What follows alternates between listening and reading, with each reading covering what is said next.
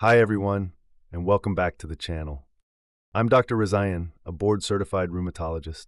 Before we begin, this video is for education and inspiration only. It's not medical advice. Be sure to consult a healthcare professional and double-check information with trusted sources. Rheumatoid arthritis, or RA, is a long-term, body-wide autoimmune disease that targets the lining of the joints. It's different from wear and tear arthritis, which is mechanical. RA is driven by inflammation caused by the immune system, and if not treated, it can gradually destroy joints and affect other parts of the body. RA affects about 0.5 to 1% of people worldwide. Women are 2 to 3 times more likely than men to develop it, and it most commonly begins between the ages of 30 and 60, but it can happen at any age.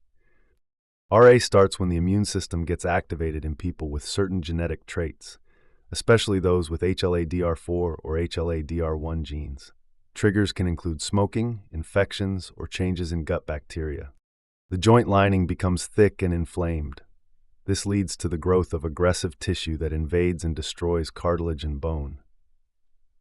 Key immune system players include tumor necrosis factor alpha, TNF-alpha, interleukin-1, and interleukin-6. These fuel inflammation and joint damage. B cells. These make autoantibodies like rheumatoid factor and anticyclic citrullinated peptide, anti-CCP. T cells.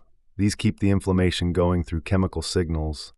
RA typically starts with inflammation on both sides of the body, especially in the smaller joints like the knuckles, finger joints, and wrists. People often notice morning stiffness that lasts more than 30 minutes, swollen, warm, and tender joints, whole body symptoms like tiredness, mild fever, and weight loss. RA can also affect other areas beyond the joints. About 40% of people may have lung involvement, such as scarring of lung tissue or fluid around the lungs, heart issues such as inflammation of the heart lining or higher risk of heart disease, dry eyes due to inflammation of the tear glands, skin and nerve problems like inflammation of blood vessels, nerve damage, or firm lumps under the skin. Diagnosing RA is based on symptoms but supported by blood tests and imaging. Rheumatoid factor is found in about 70 to 80% of people, but is not specific to RA. Anti-CCP antibodies are very specific for RA, about 95%. Inflammation markers like ESR and CRP are usually elevated.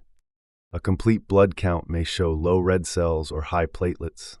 X-rays can show soft tissue swelling and thinning of bone near the joints, and later, joint space loss and bone damage. Ultrasound and MRI can detect inflammation earlier before damage appears. The classification system from 2020 by the American College of Rheumatology and the European League Against Rheumatism helps confirm diagnosis based on joint count, blood tests, inflammation levels, and duration of symptoms. The main goals of treatment are to lower inflammation, relieve pain, prevent joint damage, and help people live their lives. Treatment steps include 1. Non-steroidal anti-inflammatory drugs, NSAIDs. Help with pain, but don't stop disease progression. 2. Steroids. Help during flare-ups or while waiting for other drugs to work. 3. Traditional immune-modifying drugs. Methotrexate is the first choice. Patients need folic acid along with it. Other options include leflunomide, sulfasalazine, and hydroxychloroquine. Biologic drugs. TNF blockers, etanercept, adalimumab, infliximab, golimumab, certolizumab. IL-6 blockers, tocilizumab, seralutinib. Abatacept to block T-cell activation. Rituximab to reduce B-cell activity. 5. Newer targeted pills. Janus kinase JAK inhibitors like tofacitinib, baricitinib, and upadacitinib. Before starting biologics or JAK inhibitors, vaccine status should be checked, especially for pneumonia, shingles, and hepatitis. Ongoing monitoring is important. We track disease activity using scoring tools like DAS28 and regularly check blood tests for side effects. Without treatment, RA can lead to permanent joint deformities, disability, and even early death, mainly due to heart-related complications. The good news is that with early diagnosis and targeted treatment, remission is possible. Lifestyle choices also matter. Quit smoking, it increases disease risk and worsens outcomes. Exercise and physical therapy improve movement and reduce pain.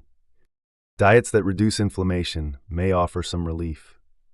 Joint protection techniques help maintain function.